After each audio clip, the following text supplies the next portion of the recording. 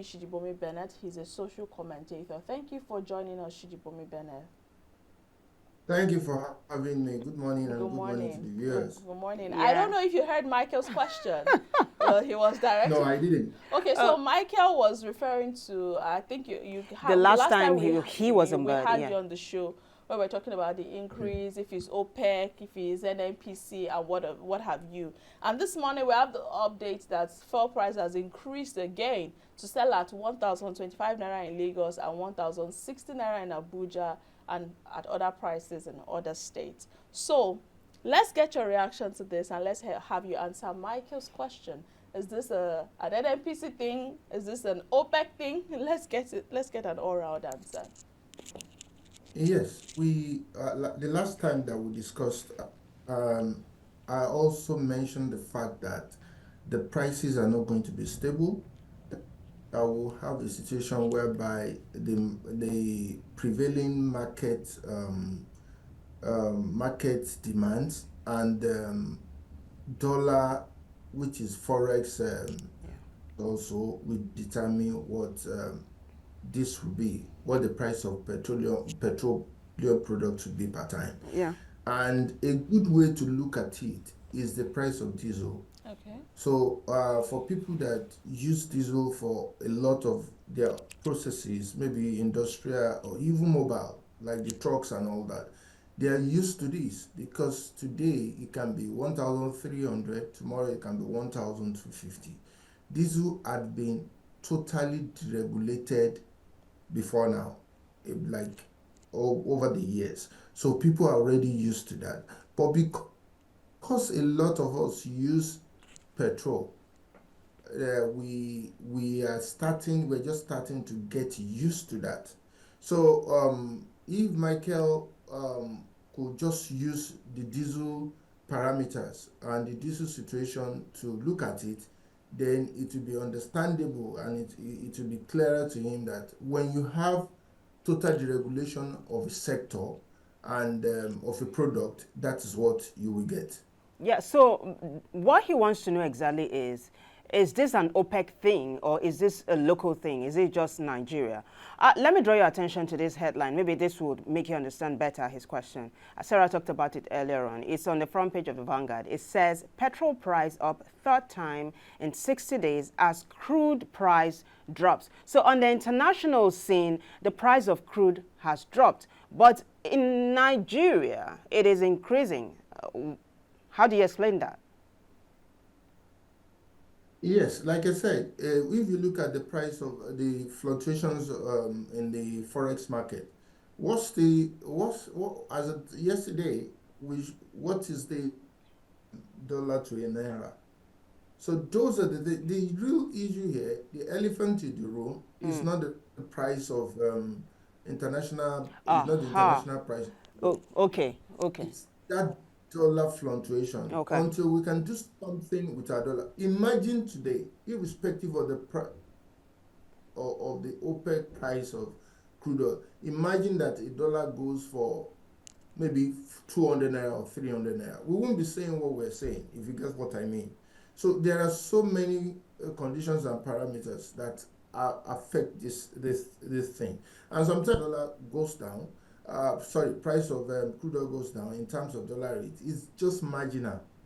But compare it to when the dollar rate goes up, and it is not marginal.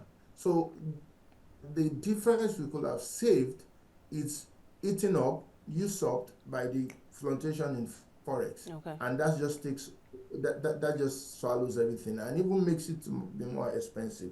So you could see the marginal increases from 998 to 1025, and tomorrow thank God that the Middle East is gradually becoming more stable now. So we could have a situation whereby if the price of crude oil drops very well to like maybe a $60 per barrel, then we could have a drop also in the price of petrol in Nigeria. Okay. Right.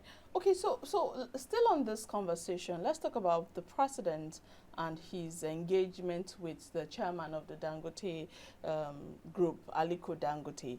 Now, we have reports that on the Vanguard newspaper as well, that President Tinubu and Dangote ask stakeholders in the oil industry to stop reliance on importation. This is just as the president has summoned Wale Edun and a couple of others. But let's understand this whole conversation. Yeah, summoned Wale Edun, Dangote Kiari, that's the NNPC boss. Let's understand the situation around fuel importation. Dangote now is telling them to stop importation and come get directly from him, right? Over the course of a couple of weeks now, we know that Dangote had petrol ready. NNPC reportedly lifted a couple of liters, but there was a conversation around pricing that we didn't get headway on. So how can we navigate from here? Are we saying that, okay, we see the dollar is fluctuating, forex affecting here and there, if only we can reach a stable agreement or conversation between the federal government, or will I say NNPCL and Dangote, we might resolve this problem to an extent? Is that the conversation we should be having, considering the president and Dangote, would I say, joining forces together now? Yes, Dangote is a businessman, and he will want to do everything in his capacity to make sure that he profits. Let me put it like that. Dangote said something yesterday that was profound. He said he has about maybe 500 million liters of crude oil in his tanks, and it costs him money every day to keep that in there. Because if the marketers come and pick that up and is able to, replace it, because it costs money to just put it there. Now, Dangote wants to profit, and Nigerians want petroleum products. How do we marry that? The marketers are saying, some of the Ipman guys, that they are looking at it. It's not confirmed. They are looking at it from the perspective of it's going to be cheaper to import petroleum products to Nigerians, to Nigeria and for Nigerians. What do they mean? That if Dangote is selling to them, for example, at 1,050 naira, they can get petroleum products into Nigeria at maybe, illustratively, please, and 50 naira. That makes it cheaper for them. That makes more profit for them. That makes it more cheaper for Nigeria. But isn't this also Now, dependent on dollar foreign exchange? Wouldn't that also affect that it? That is where we're going. Now, some countries will do anything to what's it called, and some companies will do anything to just take out what they already have, because they know now that Nigeria is a competition because of Dangote.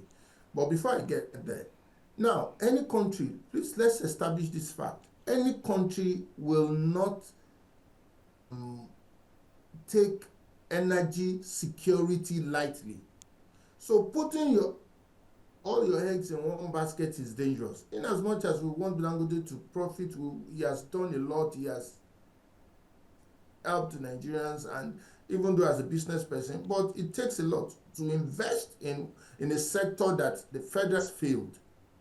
So even though we have that, we can have that conversation, at the same time, Nigeria must have a backup plan.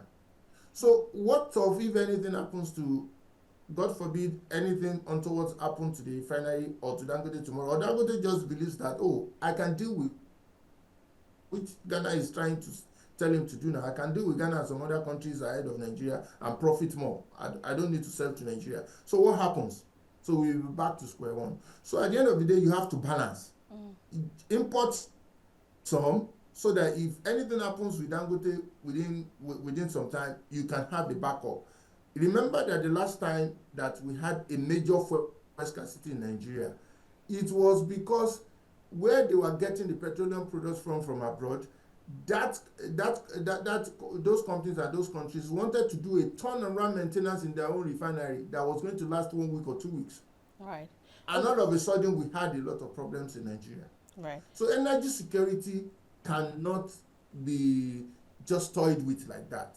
So, and we're saying something about, I didn't want to lose my train of thought. So that was why I quickly moved away from it. But you said something which I said I wanted to clarify. But if I remember, I will also clarify that. Okay, that will be some other time when we bring you on board again, but you've been fantastic on the show this morning. Thank you so much for coming on board. Thank you for having me. All right. Thank you. So we've been talking with Sijibomi Adebiyi Benet. He is a social commentator.